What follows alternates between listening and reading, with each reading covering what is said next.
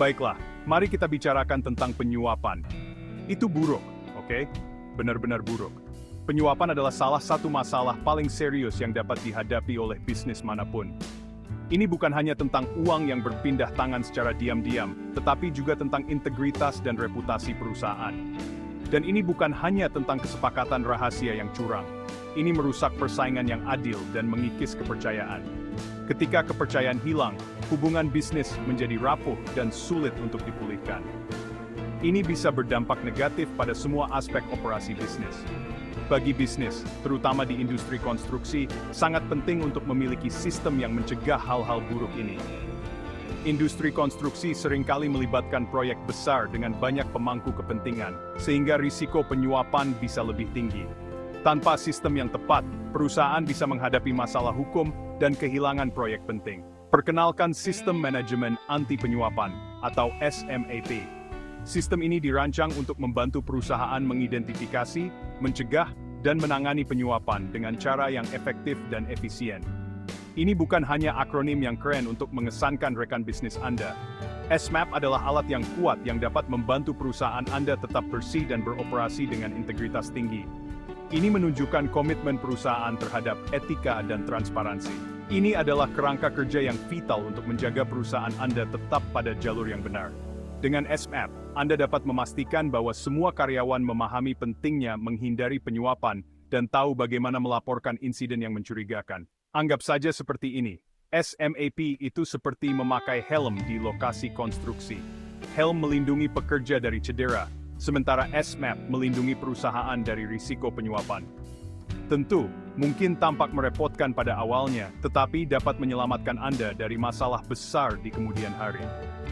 Dengan menerapkan SMAP, Anda tidak hanya melindungi perusahaan Anda, tetapi juga membangun fondasi yang kuat untuk pertumbuhan dan keberlanjutan jangka panjang. Nah, industri konstruksi, teman-teman, sangat rentan terhadap penyuapan. Mengapa?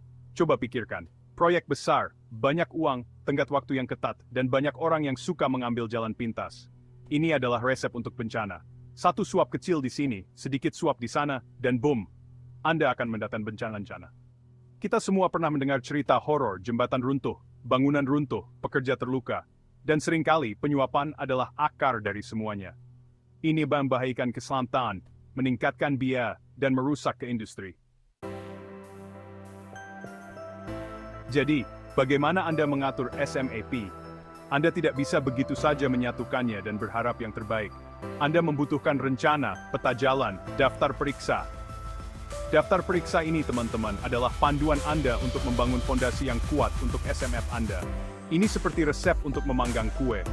Anda tidak bisa begitu saja mencampurkan bahan-bahan dan berharap itu secara ajaib berubah menjadi suguhan yang lezat. Anda mengikuti resep langkah demi langkah untuk memastikan hasil yang sukses. Prinsip yang sama berlaku untuk SMAP. Hal pertama, Anda perlu mendapatkan dukungan dari para petinggi. Kita berbicara tentang CEO, CFO, para pemimpin yang membuat keputusan. Tanpa komitmen penuh mereka, SMA Anda akan sama tidak bergunanya dengan pintu kasa di kapal selam. Mereka perlu memimpin dengan memberi contoh dan menjelaskan bahwa penyuapan tidak akan ditoleransi. Ini bukan hanya tentang kata-kata, teman-teman. Ini tentang membuktikannya dengan tindakan. Mengalokasikan sumber daya, menetapkan harapan yang jelas, dan meminta pertanggungjawaban. Ingat, ikan membusuk dari kepala ke bawah. Bagian 5. Langkah kedua, melakukan penilaian risiko yang menyeluruh. Selanjutnya, Anda perlu mencari tahu di mana perusahaan Anda paling rentan terhadap penyuapan. Ini adalah langkah penting dalam menjaga integritas dan reputasi perusahaan Anda. Ini melibatkan mengenakan topi detektif Anda dan mengidentifikasi titik api potensial. Anda harus teliti dan cermat dalam mengamati setiap aspek operasional perusahaan. Apakah ada departemen di mana uang tunai berpindah tangan? Transaksi tunai seringkali menjadi titik lemah yang rentan terhadap penyuapan. Apakah ada proses yang sangat tidak jelas? Proses yang rumit dan tidak transparan bisa menjadi celah bagi praktik korupsi. Ini bukan tentang menunjuk jari.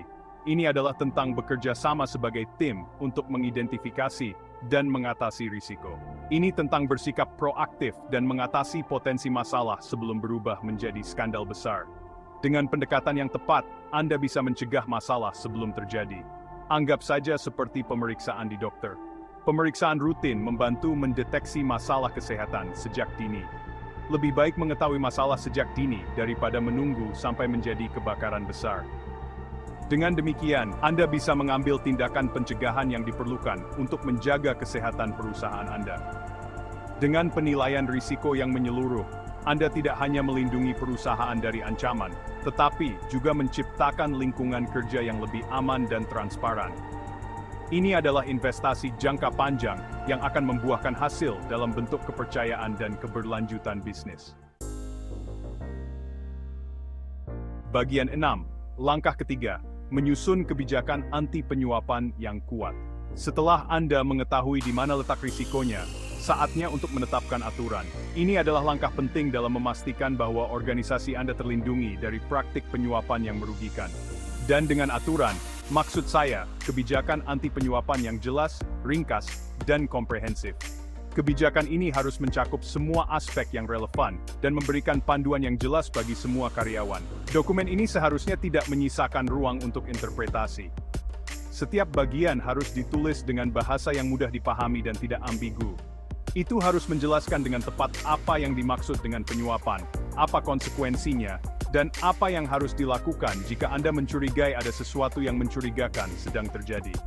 Misalnya, kebijakan harus mencakup definisi yang jelas tentang apa yang dianggap sebagai penyuapan, termasuk hadiah, hiburan, dan bentuk lain dari keuntungan yang tidak sah. Ini bukan hanya dokumen lama berdebu yang tersimpan di rak dan berdebu. Kebijakan ini harus selalu diperbarui dan relevan dengan situasi terkini. Ini adalah dokumen hidup yang perlu dikomunikasikan secara efektif dan ditegakkan secara konsisten. Semua karyawan harus dilatih untuk memahami kebijakan ini dan tahu bagaimana menerapkannya dalam pekerjaan sehari-hari mereka. Dengan demikian, organisasi Anda dapat menciptakan budaya integritas dan transparansi yang kuat. Bagian 7 langkah keempat, menerapkan pelatihan karyawan yang komprehensif. Sekarang, memiliki kebijakan itu baik dan bagus, tetapi tidak ada gunanya jika tidak ada yang mengetahuinya. Disitulah pelatihan berperan. Setiap karyawan, dari CEO hingga petugas kebersihan, perlu dilatih tentang kebijakan anti penyuapan. Mereka perlu memahami aturannya, dan mereka perlu tahu bagaimana melaporkan pelanggaran apapun, dan tidak cukup hanya menunjukkan kepada mereka presentasi PowerPoint yang membosankan dan selesai.